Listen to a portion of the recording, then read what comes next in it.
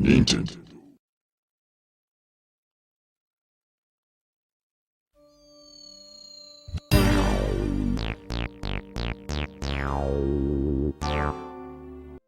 Hello and welcome to another one of my videos. Today I'm going to be convincing you to try another game that is near and dear to my heart. One that Nintendo had enough confidence in to make it a launch title for the GameCube over a more traditional Mario game, and I'm glad that they did. I'm definitely a person who likes when series do something different for their spin-offs. People probably wouldn't talk about this game as much as they do if it was just another platformer like the majority of the series. I'll only be talking about the first game in this video, as it was the one that spawned the rest of the series and for me has the most charming atmosphere out of the three. Though, the third game does do this very well too. Anyway, let's get right into the meat of this topic, shall we? Mario games tend not to be very heavy on story, and I could describe exactly how this game's story plays out, but I only talk about the opening since I do want you to try this game yourself after all. Pretty much, Luigi's won a contest that he never even entered, winning a mansion and being given a map to its location. He tells Mario about it, and he says he'll go check it out ahead of him, and they'll meet up there. If winning the mansion how he did wasn't a big enough red flag, then how the mansion looks and the path to it should definitely be setting off some alarm bells for Luigi. But he presses on, and enters the mansion anyway. If it were me, I would be out of there as soon as I saw what the mansion looked like, to be honest. Entering armed only with a flashlight, Luigi searches the foyer for any signs of Mario before encountering a specter that drops a key for him. There, Luigi encounters Professor Egad, fighting some ghosts before being forced to retreat with him to his lab. In there, Luigi is filled in on what's going on here with the mansion, how Egad's portrait ghost escaped, and how the mansion appeared overnight afterwards, as well as how Egad witnessed Mario entering the mansion, but never saw him exit. Armed with this knowledge and the new tool, the Poltergust 3000, Luigi enters the mansion seeking to capture all of Egad's portrait ghosts and save Mario. As for the atmosphere, the game really nails that feeling of horror and something not being right from the very beginning.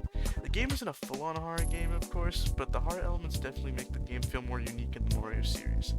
The music of the mansion definitely helps with this feeling, as the main theme of the game is present in many of the tracks. Speaking of which, the main theme is very oppressive and dominating, like it looms over you, like the ghost watching Luigi slowly making progress throughout the mansion. I also love how dynamic the music is, even with Luigi lending to the music when he whistles in rooms with lights on and hums in the dark rooms. This even changes when he's injured, becoming more desperate and scared.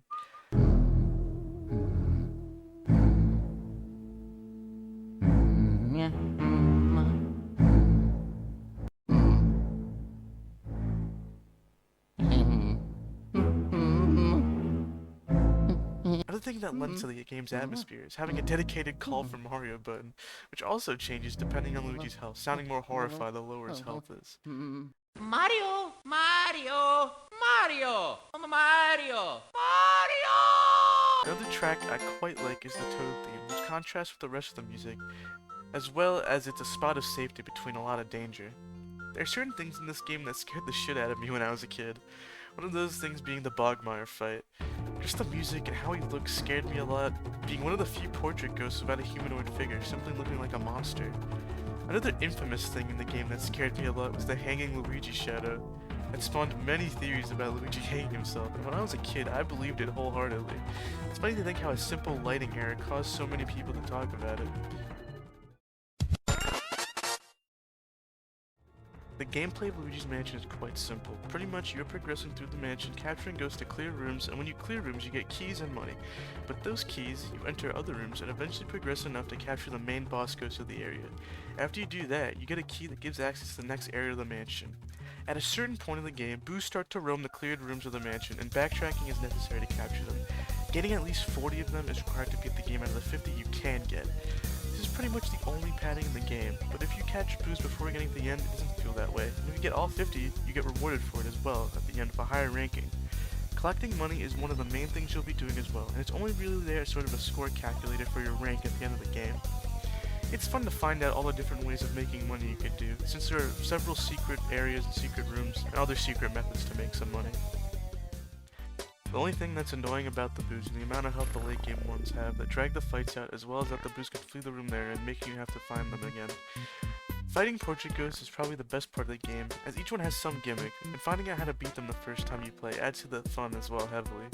The area bosses are also fun to fight, as they are the most unique of the portrait ghosts as well as the most difficult. The game is also quite short, only being about 6 hours long, but that adds a lot of replayability to the game. Also, the New Game Plus system, where everything gets more challenging. This is a game that I play through yearly, as it's quick and I enjoy it every time I play, usually around Halloween time. This is the part of the video where I talk about playing this game without paying the small indie devs at Nintendo. Well, let's keep that between us, okay? All you need to do is get Dolphin, which is a GameCube and Wii emulator, and the ROM file, which all I could say is Google is your friend, right? I'll link the emulator below for your convenience, and I hope if you haven't tried the game before that you'll have fun with it. Thanks so much for watching, and if you liked the video, please drop a like and comment, and sub for some more videos from me. See ya!